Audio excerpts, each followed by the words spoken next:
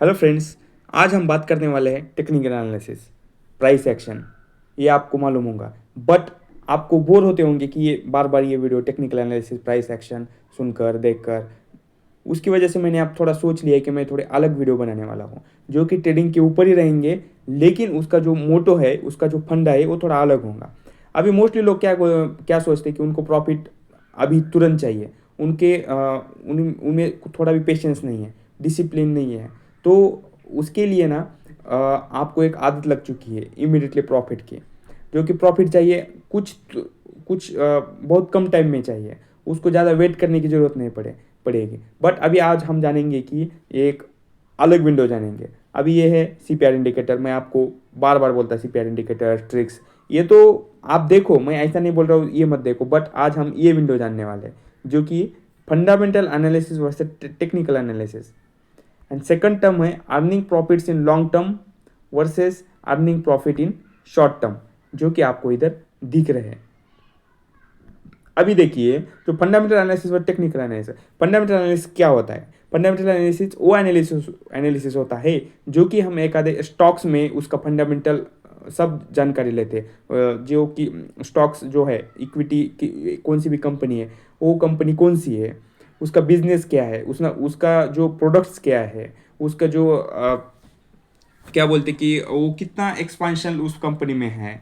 जो कि हम उसको और एक बोलेंगे कि बैलेंस शीट, जो कि एनुअल, जो अपना आपका रिपोर्ट है, एनुअल रिपोर्ट, वो भी हम उसको बोलेंगे, जो कि पूरा स्टडी है उसके ऊपर रहता। जो उसको हम क्या बोलते हैं, फंडामेंटल एनालिसिस। फंडामेंटल एनालिसिस हम मोस्टली स्टॉक का करते हैं। फंडामेंटल एनालिसिस हम इंडेक्स का मोस्टली नहीं करते, क्योंकि आपको क्या चाहिए, फंडामेंटल इंडेक्स का कर सकते हो, उसका जो इंडेक्स का पी रेशियो कितना है वो भी आप देख सकते हो। जो कि इंडेक्स में जो निफ्टी का जो इंडेक्स है उसमें 50 स्टॉक्स है। 50 स्टॉक्स का जो एक फंडामेंटल एनालिसिस अलग अलग है, हर एक स्टॉक्स का फंडामेंटल एनालिसिस अलग अलग है।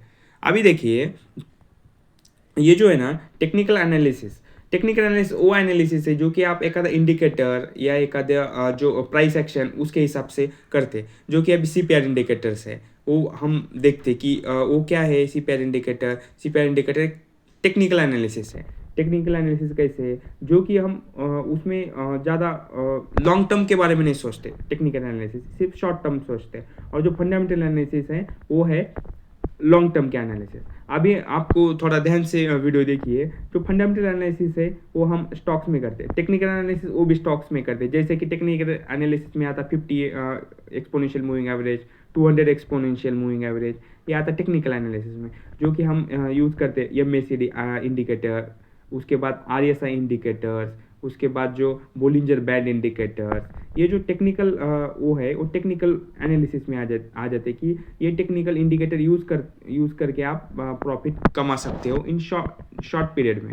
बट फंडामेंटल एनालिसिस जो आप करते हैं ना, तब आपको प्रॉफिट जो गेन करने में ना 1 साल, 3 साल, 5 साल, 6 साल, 7 साल भी लग सकते हैं। लेकिन टेक्निकल एनालिसिस में वो वैसा नहीं है। आपकी जो पोजीशन है वो लगभग आपकी पोजीशन ना 1 महीने में भी कट हो जाते, या 2 महीने में भी कट हो जाती। जो पोजीशन आपने बाई की है, आपको सेल करना है, वो शॉर्ट टर्म का ये रहता, व्यू रहता उसका। और फंडामेंटल एनालिसिस में वैसा नहीं। आपको कंपनी अच्छी लगी, आपको कंपनी में ग्रोथ दिख रही है, आपको जो कंपनी में फंडामेंटल जो है कंपनी के बहुत अच्छे स्ट्रांग है, उसका मैनेजमेंट अच्छा है, ये सब कुछ चीज़ें अच्छी रही ना, तब आपको उसको 5 साल भी होल्ड कर सकते हो। उसको हम क्या बोलेंगे, फंडामेंटल एनालिसिस। जो कि हम बोलते कि ये इस कंपनी का फंडामेंटल जो है ना बहुत स्ट्रांग है, उसका प्रोडक्ट क्वालिटी बहुत अच्छा है, ये लॉन्ग टर्म मार्केट में टिक सकता है। ये बहुत सारी चीज़ें रहती है एक आधा स्टॉक्स के ऊपर भी। तब हम ये जो बोलेंगे ना, इसको हम डिफरेंट बोलेंगे, फंडामेंटल टेक्निकल एनालिसिस। अभी हम आज अभी second topic, earning profits in long term versus earning profit in short term. उसका वही मतलब है, जब आप फंडामेंटल एनालिसिस करेंगे ना, तब उसका जो प्रॉफिट्स है, आपको प्रॉफिट्स आने में टाइम लगेगा इन लॉन्ग टर्म परस्पेक्टिव।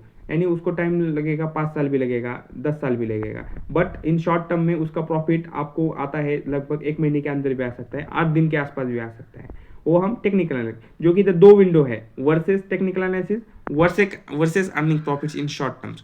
मेरा ये वीडियो बनाने का ये मकसद है कि मोस्टली आपके लोग, आपका जो माइंडसेट हुआ है ना, आप सिर्फ टेक्निकल एनालिसिस देखते हैं, आप सिर्फ चार्ट देखते हैं, आप सिर्फ कैंडल्स देखते हैं, आप सिर्फ सपोर्ट और रेजिस्टेंस देखते हैं, आप सिर्फ डिमांड जोन सप्लाई जोन देखते हैं, आप ये चीज़ें करते हैं। बट आपको इसमें ना जो आपको जो ट्रेडिंग करते हैं उसको हम ट्रेडिंग बोलेंगे, और जो एक फंडामेंटल एनालिसिस है उसको हम इन्वेस्टिंग बोलेंगे। और जो आपको ट्रेडिंग करते हैं ना, आपका ट्रेडिंग का जो व्यू है वो शॉर्ट टर्म है, और आपको जो आप अलग अलग टेक्निकल्स यूज़ करते हैं जो कि इंडिकेटर्स हो, जो मैं आपको बोला, उसमें ना आपको क्या करने का है, जो कि आपको एक आधे स्टॉक्स का फंडामेंटल एनालिसिस देखना है, और उसके साथ साथ आपको उस जो स्टॉक्स है ना उसका टेक्निकल एनालिसिस के हिसाब से आपको ट्रेडिंग करने का है। समझो अभी XYZ कंपनी है, उसका फंडामेंटल एनालिसिस बहुत अच्छा है, यानी फंडामेंटली जो कंपनी है ना पूरी स्ट्रांग है। अभी उसमें देखने का है आपको, समझो उसका जो लाइफ टाइम हाई मैं आपको बोल रहा हूँ वो 300 रुपीज़ है समथिंग, और वो स्टॉक चल रहा है अभी 150 के आसपास। तब और आपका एक टेक्निकल एनालिसिस के हिसाब से आपको इधर जो हम क्या बोलेंगे, एक अच्छा खासा साइन है कि पॉजिटिव साइन है, इधर से स्टॉक्स ऊपर जा सकता है 150 के आसपास। अभी देखिए उस कंपनी का पूरा अच्छा है, मैनेजमेंट अच्छा है, प्रोडक्ट्स अच्छा है, उस क्वालिटी का जो हम बोलेंगे जो वो सब चीज़ें अच्छी है।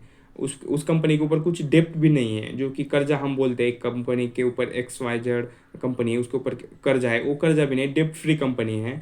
तब आपको इधर एक साइन मिल रहा है एक आधे स्टॉक्स का कि इधर एक आप इन्वेस्ट जो ट्रेडिंग के उसके ऊपर की CPR जो इंडिकेटर एक अच्छा खासा एक अपॉर्चुनिटी दे रहा है, तब आप उसमें बाय कीजिए। ये मैं आपको बोल रहा हूँ। आप ट्रेडिंग के हिसाब से आप कैसा करते हैं, समझो एक आधी कंपनी है और उसमें कंपनी लॉस मेकिंग है, और उसमें आपका साइन है कि ये कंपनी अभी इधर से एक ऊपर जा सकती है। क्यों? क्योंकि इधर एक इंडिकेशन मिला है कि इसमें एक साइन मिला है आपको कि ये जो है ना लॉन्ग जो शॉर्ट टर्म पर्सपेक्टिव में 100 रुपीज़ 50 रुपीज़ ऊपर जा सकती है। तब आप उसमें एंटर मत कीजिए, क्योंकि उसका जो क्या बोलते हैं फंडामेंटल जो है ना वो पुअर है, यानी वीक है, उसमें उतना पोटेंशियल नहीं है ऊपर जाने का। और आपका साइन तो इधर बोल रहा है कि टेक्निकल एनालिसिस में ऊपर जा सकता है, 200 EMA के ऊपर है, 50 EMA के ऊपर है, आप बाय करो। आप थोड़ा अवॉइड करो। क्यों अवॉइड करो? क्योंकि आप बोलते हैं ना मोस्टली कि ट्रेडिंग में मोस्टली लोगों को थोड़ा स्टडी करना पड़ता है उसमें परफेक्ट होने के लिए। बट आप ऐसे स्टॉक्स जब चुनेंगे ना, और आपको जब ऐसे अपॉर्चुनिटी मिलेगी ना, तब उसी स्टॉक्स में आप एंटर कीजिए। बहुत सारे स्टॉक्स है अभी आपको मिलेंगे कि उसके जो लो है ना वो लगभग उसके हाई से ना 30% 40% गिर चुके हैं। आप उस स्टॉक्स में एंटर कीजिए, और आपका जो व्यू आप लॉन्ग टर्म भी सोच सकते हो, जो कि वीकली टाइम फ्रेम के ऊपर भी आप हो सकते हो। जब आप जितना ज़्यादा कम टाइम फ्रेम यूज़ करेंगे ना, तब आपके लिए वो रिस्की फैक्टर हो जाएगा। समझो 5 मिनट का जो टाइम फ्रेम है ना, वो जो थोड़ा रिस्की हो जाता, उसमें जो एनालिसिस करना है ना वो डिफिकल्ट हो जाता। और वही टाइम फ्रेम आपको 50 मिनट का यूज़ करेंगे थोड़ा ईजी लगेगा आपको, और वही टाइम फ्रेम आपको 30 मिनट लगे किया तो और थोड़ा ईजी लगेगा, 1 आवर और थोड़ा ईजी लगेगा, 1 डे 1 वीक 1 मंथ, ये जब आप देखते जाओगे ना तब आपको और ईजी हो जाएंगे। क्यों ईजी हो जाएंगे? क्योंकि उसमें आपको टाइम मिलता, और वो टाइम की वजह से आपको ऐसा इतना आपका माइंड डाइवर्ट नहीं होता कि मुझे अभी इमीडिएटली बाय करने का है, सेल करना है, कि आपका जो माइंड सेट है ना वो अलग सोचता। उसकी वजह से मेरा ये कहना है आपको कि आप आप जब तक एक्सपीरियंस नहीं हो जाते ना तब तक आप थोड़ा लार्ज टाइम फ्रेम के ऊपर ट्रेडिंग कीजिए, और उसके साथ साथ जो एनालिसिस है ना वो अच्छी तरह से कीजिए। जो कि ऐसा नहीं है कि सिर्फ उसके ऊपर डेप्थ नहीं है और वो ये कंपनी बाय करो, और ये इसका सिर्फ फंडामेंटल अच्छा है और उसके ऊपर डेप्थ है तब वही बाय करो। ऐसा कुछ नहीं है। आप देखो, आप एनालिसिस करो, इसके ऊपर भी मैं वीडियो बनाऊंगा कि कौन सी कंपनी में क्या होना चाहिए, उसका रिटर्न ऑन इक्विटी कितना होना चाहिए, उस कंपनी में कुछ ऐसा जो पोटेंशियल है क्या, वो कैपेक्स कर सकती है कि उस कंपनी में जो रिटर्न ऑन इक्विटी बोलते हैं, ROC, जो ऐसी कुछ चीज़ें उसके ऊपर मैं वीडियो बनाऊंगा। जो है क्या वो भी आप देखिए, क्योंकि उसका जो कंपाउंड एनुअल ग्रोथ रिटर्न है, CAGR बोलते हैं, वो भी पॉजिटिव से बढ़ रहा है क्या नहीं, वो पॉजिटिव है क्या नहीं, वो भी थोड़ा देखिए, और उसके हिसाब से आप उस स्टॉक्स में एंटर कीजिए। जो कि आपको स्टॉक्स आपके रडार पे है टेक्निकल एनालिसिस के हिसाब से, उसी स्टॉक्स में आप एंटर कीजिए, तब आपको ज़्यादा मुनाफा हो जाएगा। और आपका जो समझो एक आपका टेक्निकली आपका उस शेयर नीचे भी गया ना, तब आपको ज़्यादा घबराने की भी ज़रूरत नहीं रहती, क्योंकि क्या है कि उसका बैकग्राउंड अच्छा होने की वजह से ये ऊपर जा सकता है।